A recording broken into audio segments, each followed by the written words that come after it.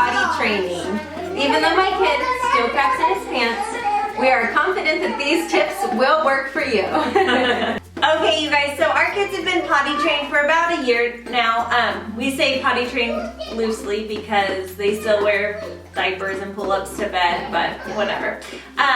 But we wanted to share some things with you that we felt helped us be successful in potty training the kids. So, yeah. So tip number 1. Ditch pull-ups, just commit fully to underwear.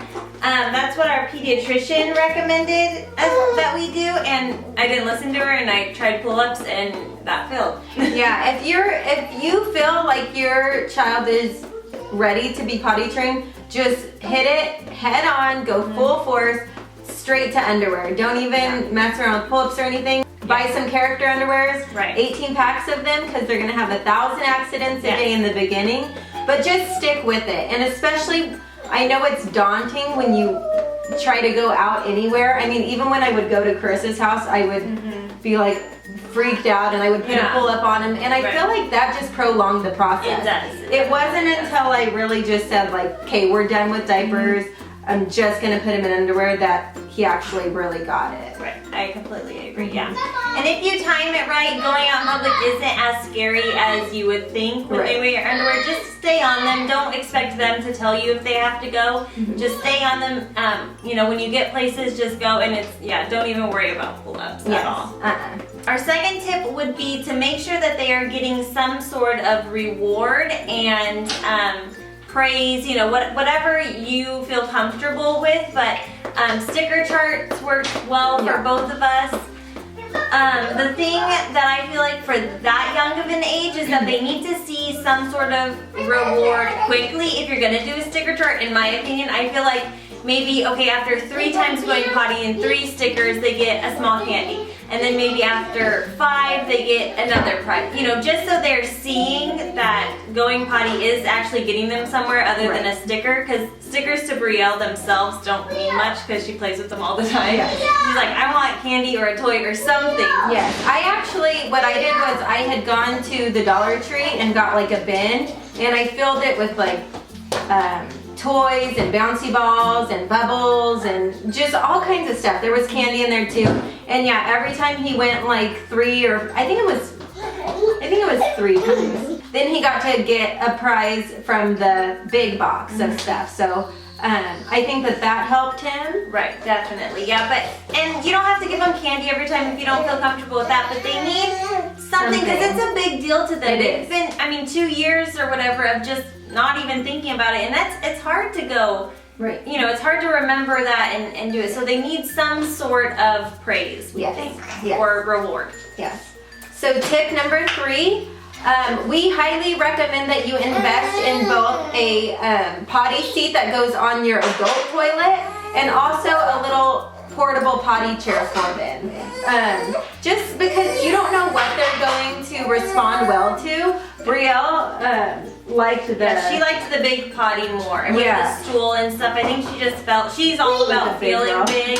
Yeah, so she just thought the ones were kind of dumb. But it's nice to keep in your living room and, you know... Yeah, Drew liked the... Yeah, he did like the little one better. And you kept yours in your car for like long trips and stuff to be able to pull over on the side of the road and go potty. It's great for that. And actually my mother-in-law keeps one in the back of her car and she just lays a diaper in it. So that's smart. So they just go into the diaper, then you fold the diaper up and then it's clean and easy. So that's great for traveling, and yeah, if your budget allows, you just invest in both of them. Okay, so tip number 4 is to make sure you plan ahead for some sort of thing to entertain them while they're sitting on the potty. Brielle is very hyper and doesn't have the attention span to just sit there, because you're going to be sitting there a lot. You need to set them on there and wait for them to see if they have to go, and she would just want to get off and play. So keep like a coloring book or have a song, a story. Your phone. If you don't watch YouTube Kids, this is a great time to introduce it.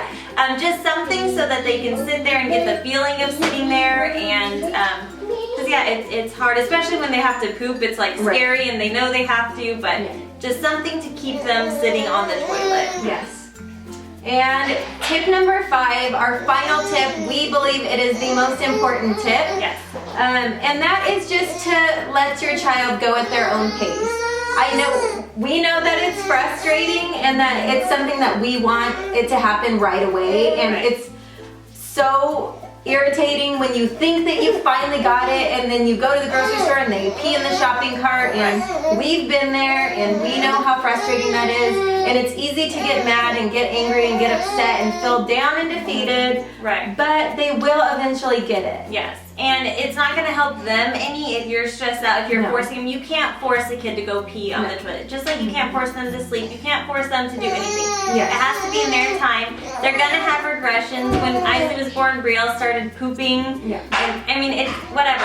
They're going to have regressions. You need to just expect that. And kids do everything at different times. So just because your friend potty trained before 2 doesn't mean that your kid will be ready. I know it's annoying to buy diapers, but it's more annoying to have a kid who's peeing their underwear every 5 minutes because they're not ready to be potty trained. Yes, and going back to that, like I said in the beginning, I wasn't joking. Drew really does still have a really hard time going number 2 in the toilet. He just does not like it, and Andrew and I fought with him for like 2 weeks. We were like pounding him. Every time we would see him kind of crouch down, we'd take him right to the toilet and say, no, you gotta go on the potty, you know, you gotta poop on the toilet, blah, blah, blah, blah, blah. And really, I mean, every single time, well, he ended up just holding it because he didn't want to, go on the toilet. He wasn't ready. And he held it to the point of, it was very scary. He was shaking.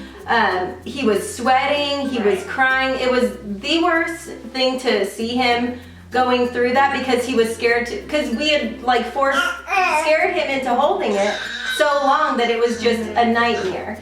So after that we said, you know, poop in your pants. Poop in your pants. Poop wherever you're gonna poop. No, but really, he'll get it when he's ready. It is true. And yeah, it might be annoying, but you don't want to make it a scary thing for them. You don't want to make them feel like, you know, they're doing things wrong. I mean, okay, Brielle will purposely pee her pants sometimes just to get revenge on me, and then I will discipline her and get after her for that. But accidents happen, and you know, they're little, and their bodies are little, and their bodies are still growing, and it's hard for them. So be easy on them, be easy on yourselves.